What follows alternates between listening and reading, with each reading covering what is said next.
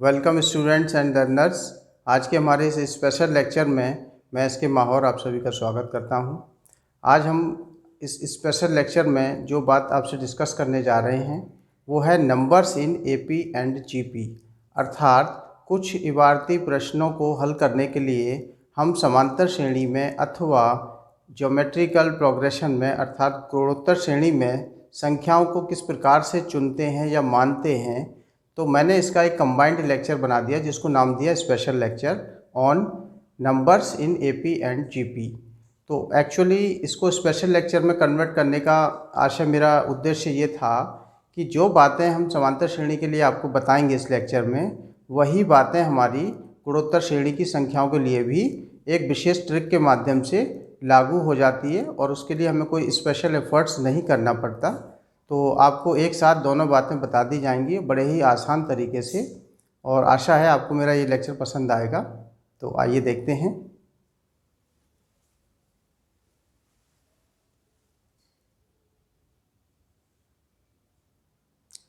Dear students, आप जानते हैं कि समांतर श्रेणी में अथवा गुणोत्तर श्रेणी में कई बार ऐसे सवाल भी परीक्षा में आते हैं कि यदि किसी समांतर श्रेणी की तीन संख्याओं का योगफल, मान लीजिए कुछ भी दिया है, सपोज 40 दे दिया और कहा गया तथा उनका गुणनफल इतना है, मान लीजिए समथिंग जो भी है XYZ, अल्फ़ा मान लीजिए या कोई कांस्टेंट है, या सपोज आपने 60 मान लिया, तो कहा जाता है कि समांतर श्रेणी की वो संख्याएं ज्ञात करिए।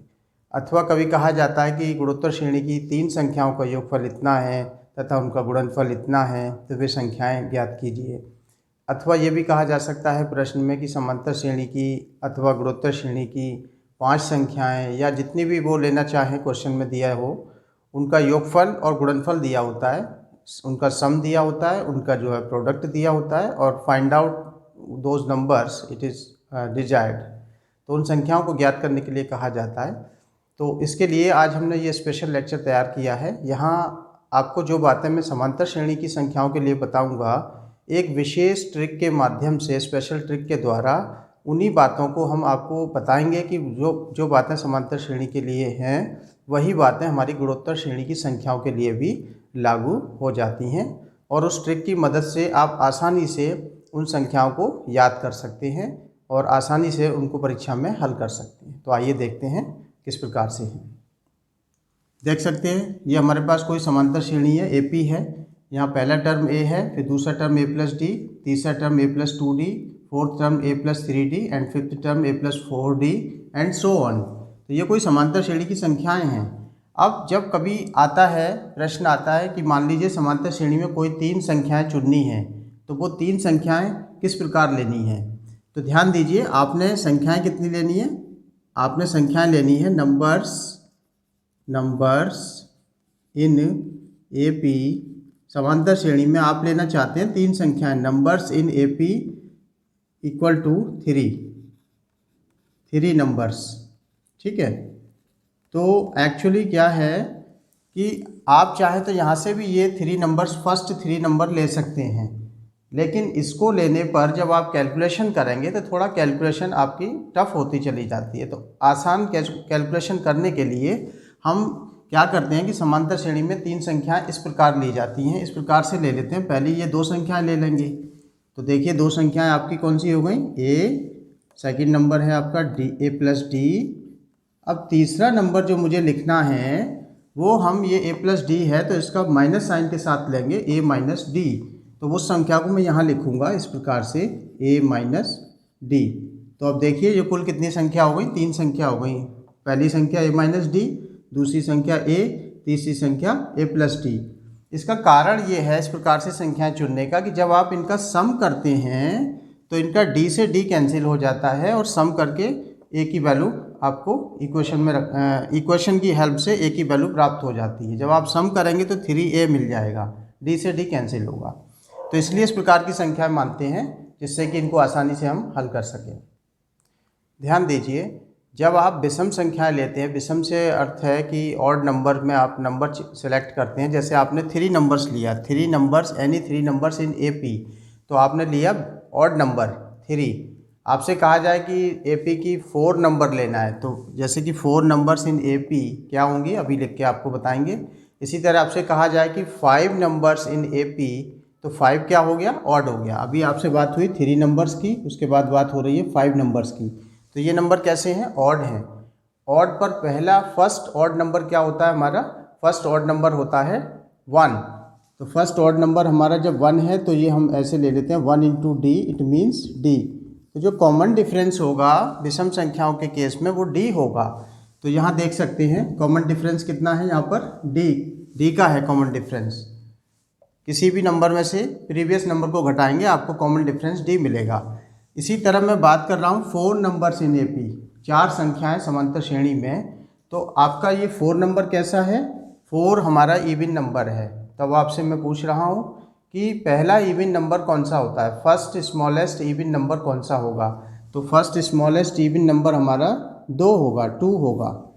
तो इसका मतलब ये हो गया, इसका अर्थ ये हो गया कि आप समांतर जब सम संख्या में ले रहे हैं तो 2D का डिफरेंस लेंगे। कितने का लेंगे आप डिफरेंस, 2D का। ये ध्यान रखिए बस। जब विषम संख्या में 3 नंबर लेनी है, 5 नंबर लेनी है, 7 नंबर लेनी है या 9 नंबर लेनी है तो always difference will be 1D। जब आपको 4 नंबर लेनी है AP में, या 6 लेनी है, या 8 नंबर सेलेक्ट करनी है तो always difference will be 2D। So the numbers, यहाँ देखिए हमने एक नंबर ये A प्लस डी ले लिया, तो A प्लस डी, ठीक है। और ये बीच की नंबर हटा देंगे तो A माइनस डी हमारे पास रह जाएगी, A माइनस डी, एक प्लस साइन के साथ एक माइनस साइन के साथ। आप देख सकते हैं कि इस वाली नंबर में से प्रीवियस नंबर पिछली संख्या घटाने पर आपको डिफरेंस 2D प्राप्त हो रहा है। तो कॉमन डिफरेंस कितना हो गया, 2D का। किस केस में हो गया, तो मैंने बताया सम संख्या लेनी है, 4 संख्याएं लेनी है मुझे समांतर श्रेणी की। तो A माइनस डी ले लिया, एक A प्लस डी ले लिया, इन दोनों का डिफरेंस कितना हो गया, 2D। जब डिफरेंस 2D है तो एक नंबर इसमें 2D ऐड कर दूंगा तो मुझे प्राप्त हो जाएगा A प्लस 3D। कितना मिला, A प्लस 3D, क्योंकि इसमें से जब इसको माइनस करेंगे तो आपको डिफरेंस 2D का मिलेगा। जब आपने एक नंबर A प्लस 3D ली है तो इसका एक माइनस करके एक नंबर यहाँ लिख लीजिए। तो आपने लिखा A माइनस 3D। तो अब इनको काउंट कीजिए, 1 2 3 4। So these are 4 numbers in AP। तो समांतर श्रेणी की 4 संख्याएं इस प्रकार से चुनी जाती हैं। Now we talk about how to take 5 numbers in AP। तो 5 नंबर्स लेनी है तो वेरी सिंपल। 5 क्या है, ऑड नंबर है। ऑड में डिफरेंस कितने का आएगा, मैंने पहले ही बताया था D का आएगा, D का डिफरेंस होगा। तो जो आपने अभी 3 संख्याएं ली थी पहले तो आप उनको लिख लीजिए, उसके बाद में बात करेंगे। तो पहली 3 संख्याएं हमारी कौन सी हैं, A minus D, A plus D. तो मैं यहाँ लिख रहा हूँ 5 नंबर्स इन AP आर, कौन सी होंगी, तो 5 भी ऑड नंबर है, 3 भी ऑड नंबर था। तो जो पहले 3 संख्या ली थी आपने वो लिख लीजिए। तो क्या लिखेंगे आप, A minus D, A and A plus D. आप ध्यान दे सकते हैं, ध्यान से देख सकते हैं कि यहाँ पे कॉमन डिफरेंस कितने का है, केवल D का है। ऑड के केस में हमने D बताया था। तो जब D का डिफरेंस है तो ये 3 संख्याएं तो हो गई, 1 2 3। अब मैं लिख रहा हूँ 4 नंबर, तो इसमें एक D ऐड करूँगा, D प्लस करूँगा तो ये हो जाएगा A प्लस 2D। कितना होगा, A प्लस 2D। जब मैंने ये नंबर लिया है तो इस नंबर का माइनस साइन के साथ मैं यहाँ भी लिख दूँगा तो ये हो जाएगा मेरे पास A माइनस 2D। अब इनको आप काउंट करिए, 1 2 3 4 5। So these are 5 numbers in AP and very easily we can understand this thing कि ये 5 संख्याएं हमने AP में ली हैं, प्रत्येक का जो कॉमन डिफरेंस है हमारा वो D है। अब आप ये सवाल कर सकते हैं कि प्लस में भी ले रहे हैं नंबर को हम और माइनस में भी ले रहे हैं, क्यों ले रहे हैं, क्योंकि जो हमारे क्वेश्चन आते हैं एग्ज़ाम में इस प्रकार से होते हैं कि मान लीजिए समांतर श्रेणी की 5 संख्याओं का योगफल इतना है, समांतर श्रेणी की उन 5 संख्याओं का गुणनफल यानी कि प्रोडक्ट इतना है, वे संख्याएं ज्ञात कीजिए। तो जब आप इनका सम करेंगे तो ये सारे D एक दूसरे से कैंसिल आउट हो जाएंगे और आपके पास क्या रह जाएगा, 5A, 1 2 3 4 5। 5A is equal to some number, उससे आप सॉल्व करके A की वैल्यू फाइंड आउट कर सकते हैं। इसलिए हम प्लस माइनस में नंबरों को लेते हैं। प्रिय विद्यार्थियों, मित्रों, आप जानते हो हर परिवार में कुछ सदस्य होते हैं, जैसे माता पिता, भाई बहन, ठीक है, इस प्रकार से और भी जितने भी सदस्य होते हैं, आप जानते हैं सभी रिलेशन, सभी संबंधों में सभी लोग आपस में एक दूसरे से किसी न किसी प्रकार से संबंधित होते हैं। कोई किसी का भाई होता है, कोई किसी का बहन, कोई किसी की बहन होती है, कोई माँ होती है, पिता, इस तरह से। ठीक इसी प्रकार से एक सेट होता है, जैसे एक फैमिली हो गया, फैमिली को एक सेट बोल दिया, सेट ऑफ मेंबर्स। इसी प्रकार सेट ऑफ नंबर्स अर्थात संख्याओं का भी एक परिवार होता है। जैसे कोई नेचुरल नंबर का सेट हो गया, प्राकृतिक संख्याएं, set of integer, set of rational number, set of irrational number, set of real number, set of complex number, etcetera etcetera. तो ये संख्याएं आपस में किसी न किसी प्रकार संबंधित होती हैं। तो अगर ये समांतर श्रेणी है, पहले तो बात देखिए मैंने लिखा क्या है, मैंने लिखा है नंबर्स इन GPR। तो मैंने लिखा कि गुणोत्तर श्रेणी में संख्याएं होंगी। क्या होती हैं गुणोत्तर श्रेणी में संख्याएं? तो ये तो मैंने यहाँ पे लिखा हुआ है समांतर श्रेणी की संख्याएं, ये भी संख्याएं हैं, गुणोत्तर श्रेणी की संख्याएं वो भी संख्याएं होती हैं। तो वे संख्याओं को हम इसके साथ कोई रिलेशन है, वो रिलेशन क्या है आप देखेंगे अभी। इन्हीं संख्याओं से मैं गुणोत्तर श्रेणी को प्राप्त कर लूँगा, क्योंकि उन दोनों में GP में और AP में एक आपस में संबंध है। वो संबंध क्या है वो समझने की कोशिश करिए। ये सारी नंबर किससे कनेक्टेड है? प्लस साइन के साथ। जैसे पहली नंबर A हो गई, दूसरी नंबर A+D हो गई, तीसरी A+2D एंड सो ऑन। तो जब आप इस प्लस साइन को, अगर मैं कहूँ इसको ऐसे घुमा दीजिए, तो इसको आपने ऐसे घुमाया, इसको आपने ऐसे घुमाया प्लस साइन को, तो ये बन गया आपका किसका साइन बन गया? ये गुणा का, मल्टीप्लिकेशन का। किसका बन गया? मल्टीप्लिकेशन। ये किसका था? ये जोड़ का था, ठीक है। तो आप ध्यान दीजिए, गुणा का जब बन गया साइन, इनमें साइन लग गया मल्टीप्लिकेशन का, तो ये फिर जो सीरीज होगी वो बन जाएगी गुणोत्तर श्रेणी, जिसे कहते हैं ज्योमेट्रिकल प्रोग्रेशन। कैसे बनेगी आइए इसको भी एक ट्रिक के माध्यम से समझते हैं। तो देख सकते हैं यहाँ पर सबसे पहले मैं ये कहूँगा कि ये जो D लिखा हुआ है, इस D को मिटा दीजिए और इसके स्थान पे R लिख दीजिए। देखिए मैंने डिलीट कर दिया, अब D के स्थान पे मैं R लिख रहा हूँ। तो A+R, A+2R, A+3R, A+4R and so on. ये लिख लिया आपने। मैंने अभी आपको बताया कि ये प्लस को जरा घुमा देंगे तो क्या बन जाएगा? मल्टीप्लिकेशन। और मल्टीप्लिकेशन का मतलब ये है कि जहाँ जहाँ प्लस लगा है वहाँ इसको मिटाइए और मल्टीप्लाई कर दीजिए। तो क्या होगा? ये A×2R, ये हो जाएगा A×3R, ये हो जाएगा आपका A×4R। अब ट्रिक ये है हमारी कि ये जो कोएफिशिएंट हैं R के, ये जो कोएफिशिएंट हैं, जैसे कि यहाँ 1 है, यहाँ 2 है, यहाँ 3 है, यहाँ 4 है एंड सो ऑन, इनको यहाँ से हटाइए और इनको R के ऊपर लगा दीजिए। यानी कि इनको क्या करते हैं हम? R की पावर में बदल दें। तो देखिए कैसे बदलेंगे इसको मैं ऐसे लिख सकता हूँ, A, इसका रिजल्ट क्या होगा? A×R। इसका रिजल्ट क्या होगा? A×R। मैंने आपसे कहा था कि 2 को क्या बनाना है? पावर बनाना है। किसकी? R की। तो आप इसे ऐसे लिखेंगे। देखिए यही ट्रिक थी हमारी। अब A×3R लिखा है तो इसको पावर में बदल देना है आपको। ये हो जाएगा A×R³ और ये हो जाएगा A×R⁴ एंड सो ऑन। तो अब आप देख सकते हैं जी हमारे पास क्या आ गया। हम इसको मिटा देंगे। अब आप देख सकते हैं ये क्या हो गया? ये these are numbers in GP। ये गुणोत्तर श्रेणी की संख्याएं आ गई आपके पास। क्या आ गई? ये आपके पास गुणोत्तर श्रेणी की संख्याएं GP की। तो आइए फिर इसमें आगे और देखते हैं। तो देखा आपने किस प्रकार हमने AP को GP में कन्वर्ट कर दिया। अब मैं आपसे बता रहा हूँ कि ये लिखा है नंबर्स इन AP, 3 नंबर्स, ये AP की संख्याएं हैं। ये लिखा है 4 नंबर्स इन AP, ये भी AP की संख्याएं हैं। ये लिखा है 5 नंबर्स इन AP, ये भी AP की संख्याएं हैं। ये है A-2D, ठीक है। अब मैं आपको वो मैजिक यहाँ करके दिखाता हूँ कि एक शॉर्ट ट्रिक से हम इन्हीं नंबरों को GP की संख्याओं में बदल देंगे। कैसे बदलेंगे आइए इसको भी देख लेते हैं। क्या करना है?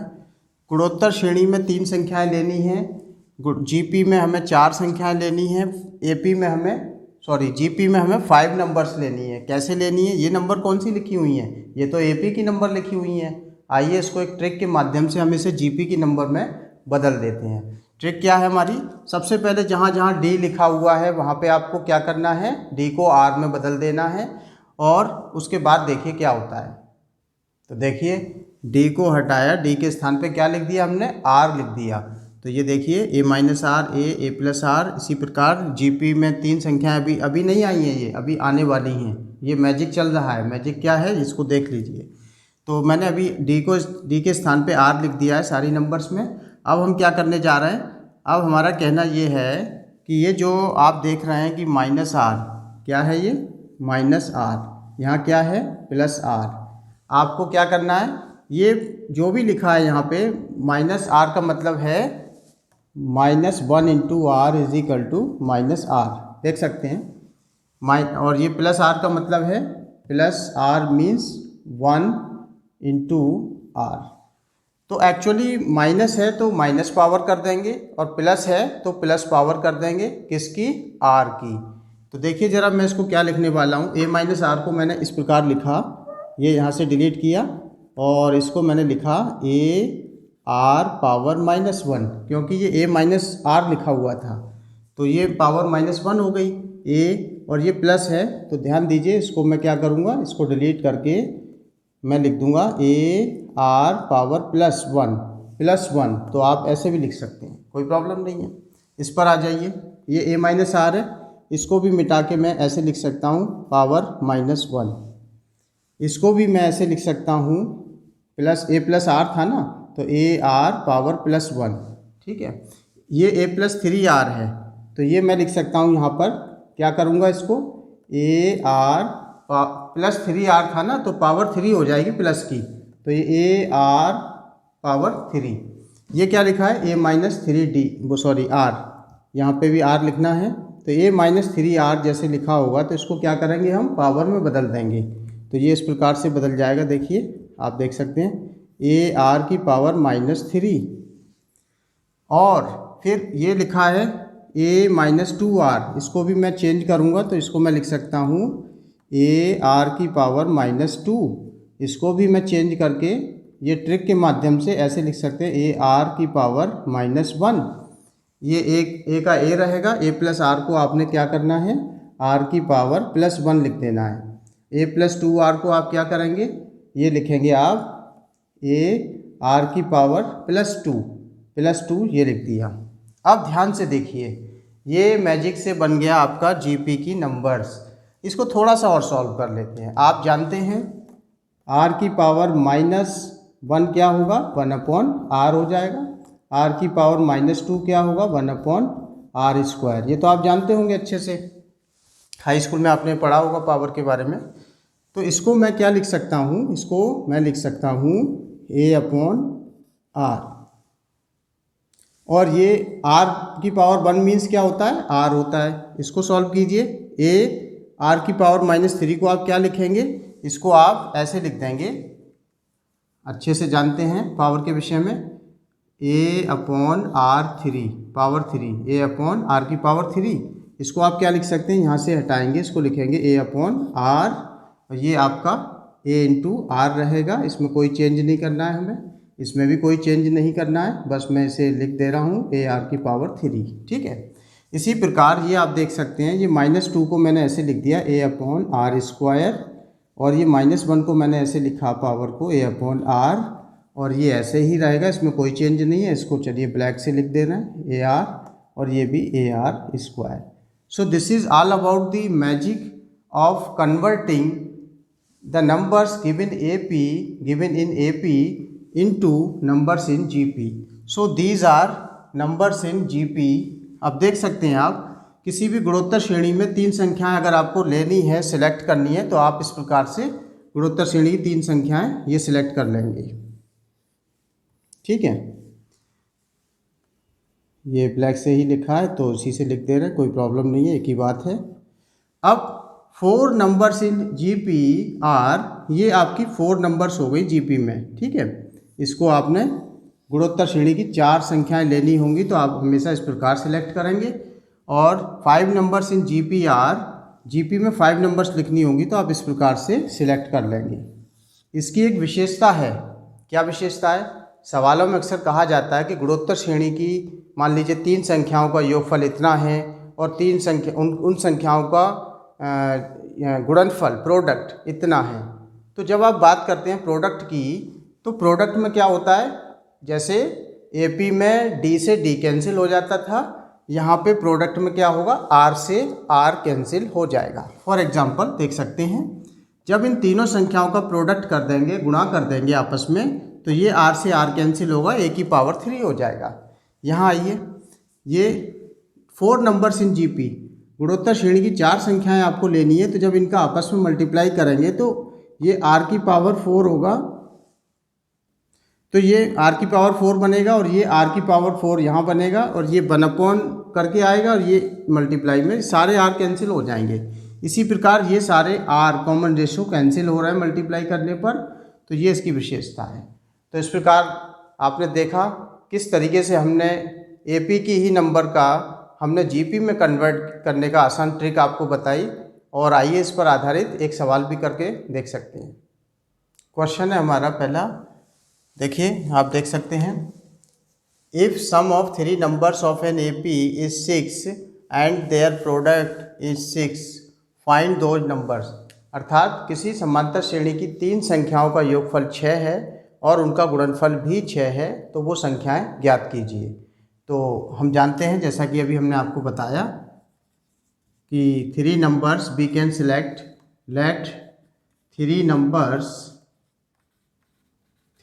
नंबर्स इन एपी आर, 3 संख्याएं हमने आपको बताई थी। सबसे पहले ए लिखेंगे, फिर ए प्लस डी, क्योंकि 3 संख्याएं विषम है। 3 संख्याएं 1 2 3 1 2 3 3 संख्याएं विषम है। तो विषम के केस में हमने बताया था, ऑड के केस में कॉमन डिफरेंस डी होता है, ये मैंने आपको बताया था।